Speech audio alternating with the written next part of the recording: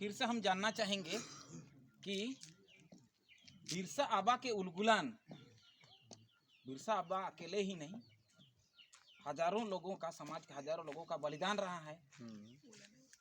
तो उस बलिदान से, उस उलगुलान से जो हमें CNT एक्ट मिला, उस CNT एक्ट क्या है और उसका उद्देश्य क्या है, मतलब क्या था उद्देश्य और अभी क्या हुआ? देखिए, जैसा कि आज हम लोग डुम्बारी बुरू में डुम्बारी शहादत दिवस के इस के समारोह के संबंध में जो विचार विमर्श चल रही है, इस बात में, इस जगह पर इस CNT एक्ट पर भी बातचीत चल रही है। और ये CNT एक्ट क्या है, CNT एक्ट में असल बात क्या है कि बिरसा उलगुलान का उद्देश्य था कि आदिवासियों, विशेषकर मुंडा हो, उरांव क्षेत्र में जो भी है, ये जो धरती है, यहाँ सबसे प्रथम जो है ना मुंडा लोग, आदिवासी लोग यहाँ पहुँचे हैं। और इस प्रकार से ये लोग सोचते हैं कि ये जगह ज़मीन जो है ना उनकी खास है। और ब्रिटिश समय के समय में क्या था कि जमींदारों लोगों के द्वारा इन ज़मीनों का लूटपाट होता था और उनके द्वारा गैर वाजिब माल वसूली की जाती थी, जिससे कि इस क्षेत्र के लोग परेशान थे।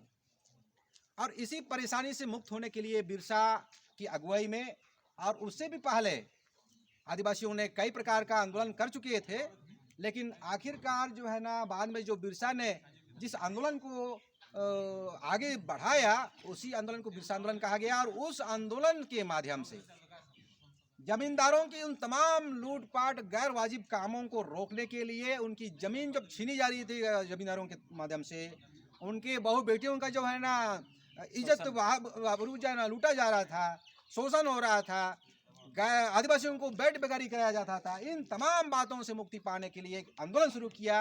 और उस आंदोलन के फलस्वरूप एक CNT एक्ट नाम की कानून बना। सरकार ने जब बात में समझी कि जमींदारों के चलते इन लोग का शोषण हो रहा है, तो एक कानून सरकार ने बनाया, ब्रिटिश सरकार ने, और उस कानून का नाम दिया छोटानागपुर काश्तकारी अधिनियम। इस अधिनियम में क्या विशेष व्यवस्था है कि जैसा कि बिरसा का मांग था कि गांव उनकी है, जमीन उनकी है, और इसलिए इन गांव में इन जमीनों पर आदिवासियों की मालिकाना हक मिलना चाहिए, उसका शासन चलना, उनका शासन चलना चाहिए, उनका जो है ना शासन, उनका जो गांव घर में, उनका जो है ना राज में, उनका ही बात चलना चाहिए, उनका ही मान सम्मान होना चाहिए। और इसी बात को CNT एक्ट में बहुत हद तक कोशिश किया गया है कि दर्ज किया गया, और इस प्रकार से आदिवासियों का शोषण में बहुत कमी आई। और आज भी उस कानून के बदौलत आदिवासी एक प्रकार से अमन चैन में तो हैं, लेकिन वर्तमान में सरकारें उन कानूनों को भी पर थोड़ा सा उसका भी उल्लंघन करके उनके जो है ना अमन चैन को लूट रहे हैं और सही तरीके से उसको लागू नहीं कर पा रहे हैं, जिससे आदिवासी परेशान है। आदिवासियों को जो हक मिलना था वो नहीं मिल पा रहा है।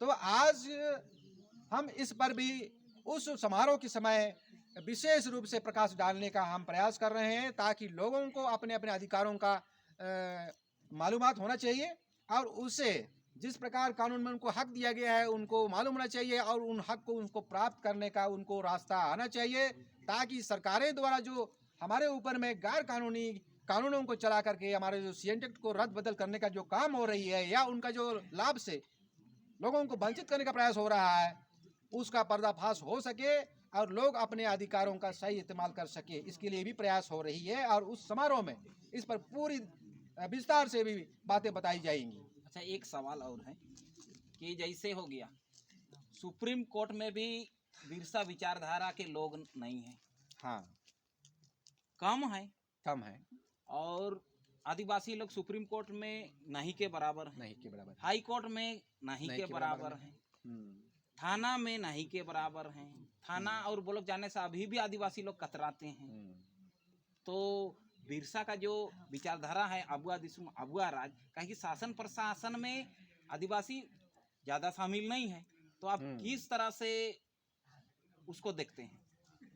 ये बात तो सही है कि आज़ाद भारत का ये 70वां साल में भी, 70 साल होने के बावजूद भी आदिवासियों का इस देश के शासन प्रशासन में हिस्सेदारी ना के बराबर है। राज्य में हो, केंद्र में हो, और जिस प्रकार की सरकारों में आदिवासियों के लिए व्यवस्था तो बनाई गई है, उनको जगह मिलनी चाहिए, लेकिन सरकारों की कार्यशैली या उनकी जो आदिवासियों के प्रति गलत सोच के बदौलत जो है ना, आदिवासी को पढ़ा लिखा होने के बावजूद भी, क्योंकि आज की तारीख में अब बहुत सारे आदिवासी पढ़े लिखे हो गए हैं। एक प्रकार से देखा जाएगा तो मैट्रिक से लेकर के एमए तक जो है ना, बहुत सारे पढ़े लिखे मिलेंगे, लेकिन इनको उन जगहों पर नौकरी नहीं दी जा रही है जहां पर कि उनको जगह मिलनी चाहिए, जहां उनको होना चाहिए। और इस वजह से आज के समय में आदिवासियों को जो सरकार में जो एक व्यवस्था दी गई है, उस व्यवस्था का लाभ नहीं उठा पा रहे हैं, और इस वजह से भी आज अबुआ दिसुम में अबुआ राज होना एक दूर की कौड़ी लगती है, एक दूर का सपना लगता है।